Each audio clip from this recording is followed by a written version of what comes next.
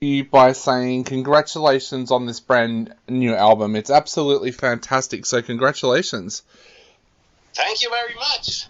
It warms my heart. So tell us a little bit about this album. What did you, as a band, want to achieve with this album? Did you have any goals going into it? Uh, well, well, you have certain goals, but I could say, yeah, become a millionaire, become a rock star, but I'm in this business long enough to know that this will not happen. So I have realistic goals, and that is just to make the band bigger than it is today. Yeah. And just take the next step forward. Maybe like one goal would be for the first time to play outside of Germany, maybe. Yeah, yep. So, small steps. Yeah. So, what kind of things were inspiring you when you were working on this album, especially with the lyrics? Was there anything that was inspiring you at the time? Well, the lyrics and all the lyrical content and the concept, it's totally Burkhardt's thing, the other guitarist. And he's always looking for a topic to write about an album, like a concept album. So the album before, Zombie, was about zombies and voodoo cults. The album before that, Neptune's Relief, was about sailors. Yep. And this time he chose mountaineering as a topic because there's a lot of drama and bad things happening within this topic. You know, how many people died while they tried to get on the Mount Everest or the Seven Summits. Or even that drama with Reinhold Messner leaving his brother to die on a mountain expedition. I think it was back in the 70s. Yeah. So that's pretty heavy metal. Yeah. Drama, dying. And on the other hand, it's always a bridge to what happens in real life. That's what it says on the album. It's not the mountains we cover. It's ourselves. Yeah. Was there... So you can... Sorry, go ahead.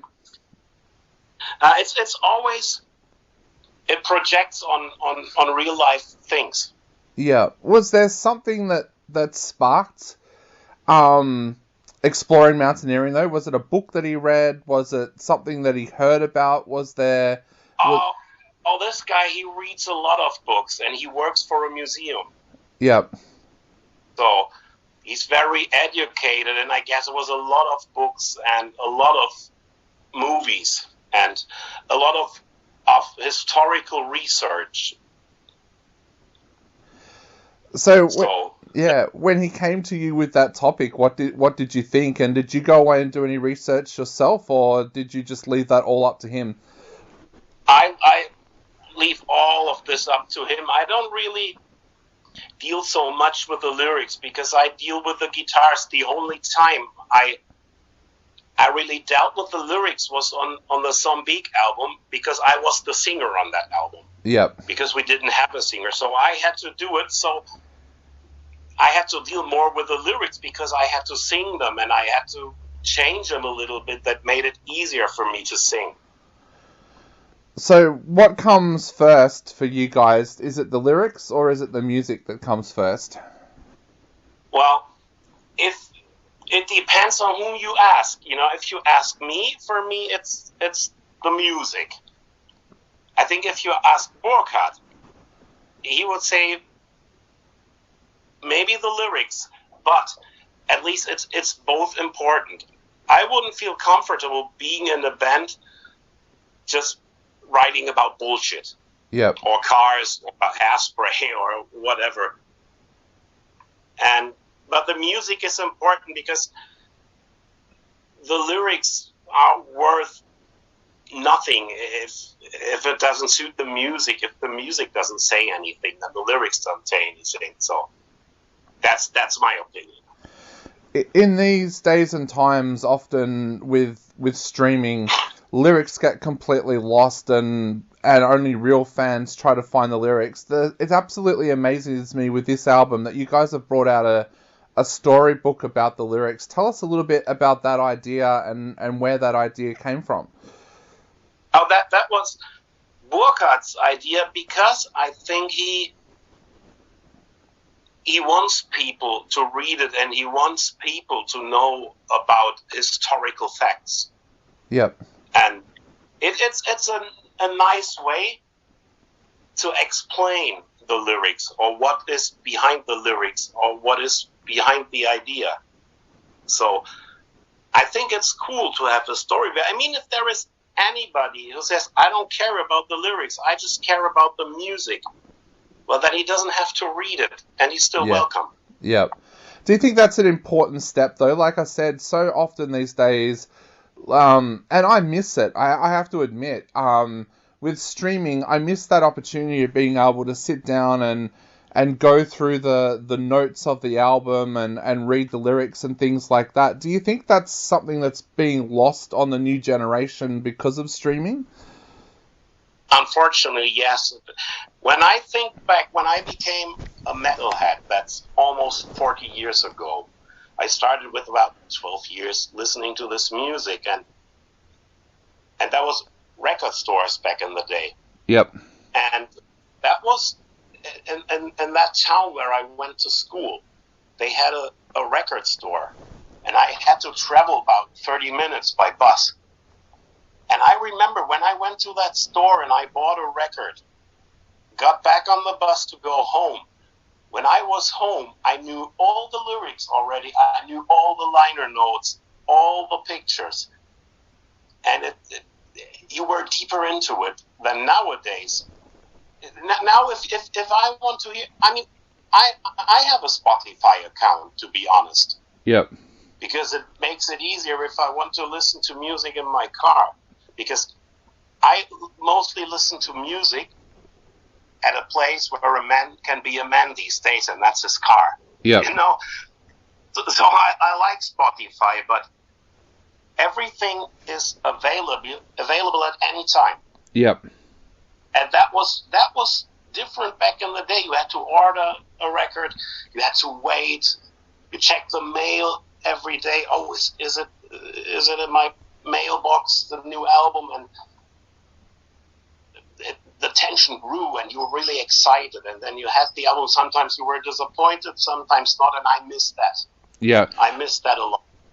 Excitement. I miss going into the stores. For me, growing up, Metal Mayhem was the store that I always went to, and they would always have these little signs around the store that said, if you like this band, try this album that would be new. Yeah. So you would, and they used to have what they called a listening station, and I'm showing my age here because a lot of the time it was vinyl, and you would go into this little corner, put it on the vinyl player and put the headphones on, and if you liked it, you bought the album. I miss that. That's exactly what I did. Yeah. I really miss that because you don't get that with Spotify. Like, I've got Spotify as well, but you don't always get that, oh, if you like these guys, try these guys kind of thing. Yeah, and you don't have to dive into it very deep to get new bands. And we did tape trading back in the day. Yep. So, yeah, but we're 80s metalheads. Yeah. So, I tell you, I don't know which band it was, like a couple of months ago, I read an interview in Rock Art magazine with a band. They had a female singer. She was, I don't know, maybe 25, 26. And they asked her, which was the last album you bought? And the answer was, well, I never bought an album in my life. Wow. Yeah. And that was different. Yeah. 30 years ago. Oh, yeah. Now bringing it back to the new album, you guys recorded at Sound Lodge Studio under the watchful eye of George. Tell us a little bit about what it was like in the studio and what he's like to work with as a producer. Well, for us, it was the first time to go to Sound Lodge because the 3 previous albums we did in another studio. And we were satisfied. We were happy with the sound, especially of Zombie, the previous album. Yep. But it just happened they, like a friend of ours, he asked us to record a really old demo song. By the way, he's the owner of a record store in Hamburg. And he wanted to put out a single, a vinyl 7-inch, with that song because he grew up in the same little village where we grew up as kids. And he wanted to put it out to his 10-year anniversary of his record store. And we told him, like, yeah, get us a studio, we'll record that song, and we give it to you because you're our friend. And that studio was Sound Lodge. And I mean, I know a lot of bands that recorded at Sound Lodge, and I only heard really good things. And then we decided to record not one, but 4 songs that we had at the time, which was in November 2020. So we went to Sound Lodge and recorded the 4 songs and thought about putting out an EP. But then we had Corona, and we lost our singer. He did the vocals and left the band. Then we thought, hey, you know, during the pandemic to release a 4-track EP would make no sense because you can promote it live. You cannot sell it on concerts because we didn't have a record deal at this time. So we thought, well, after Eric left the band, we thought, well, we go back to Sound Lodge in about a year when we have 4 more songs to do, and then we can put out a whole album. And we were so happy with Sound Lodge that we said we do it again, because it's really Jörg Uken, the producer and the owner. He works really fast. He works totally efficient. And it was the time at the studio was no effort. The time before, because we always pre-produce everything. Yep. To save time in the recording process at the studio, because time is money. Everybody knows that. So the recording itself, that was totally flawless. Well, because of Jörg Uken, because we were really good prepared. We were very well prepared. You also had 2 very special guests with Herbie and Board. Tell us a little bit about how they came on board as guests and why you selected those 2. Well, that's 2 different stories. First, Herbie Langhans. When we recorded the music in the first session in 2020 at Sound Lodge, Eric, our singer, he didn't want to go in the studio with us. He didn't want to record his vocals at Sound Lodge because Herbie Langhans was his vocal coach at the time. And Herbie has the studio. Yep. So he asked us, he said, oh, please, can I record my vocals with Herbie? And anytime you record with Herbie, Herbie does backing vocals and stuff like that. And the contract with the studio said, we pay the recordings, and as long as we credit him, those vocal lines belong to us. And yeah, when Eric left the band, we had Kai, our new singer, replace his vocals, but we left the backings from Herbie on it because we paid for them. Yep. And because they were good. I mean, he's an amazing singer.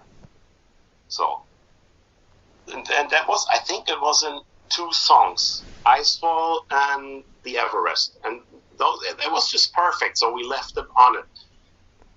The other guy, Bernd, he's an old friend.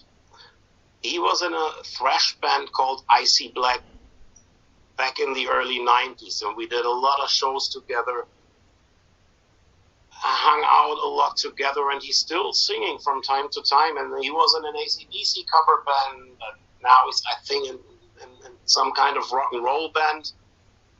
And we talked to him when we were looking for a singer after Eric left the band, but it was obvious he wouldn't do it full time, and it was obvious that his voice, because he sings with a clear voice, would not really fit the band and the style of what we do nowadays. But he came to a rehearsal room and he did a demo with us just for fun, singing one song, and but these are great vocals, man. He recorded a full version of Down the Icefall. Wow. And I thought, this is amazing. This is not what we are looking for as a permanent singer, but it sounds so cool. So we asked him, like, hey, do you want to go to the studio with us and sing on a couple of tracks? And he was on it. He said, yeah, I like to. Then we got it when we did the pre-production. We had him, Kai, our singer, invited him to his house, so they went to his basement and recorded a couple of vocals, and it sounded good. So we brought him to SoundLodge, and he did it, and it sounds amazing. I love it. And he's an old friend of mine for, I guess 25, 30 years now. Wow. Well, the result is an absolutely fantastic album, and I guess to finish off, what would you like to say to everybody out there who is looking forward to hearing this album when it gets released? Well, I just can't say thank you, because before we did Zombie, there was a gap of 12 years between Neptune's Relief and Zombie, and then we came back with Zombie, and it was so well received, which is, I don't take that for granted. I'm very, very thankful for that we got the chance to do it again. And we took the chance, and now we did Zombie, and I just want everybody to enjoy it, have a good time with it, read the lyrics, maybe gets deeper into the whole concept of mountaineering drama, and have a good time with it. That's all I can say.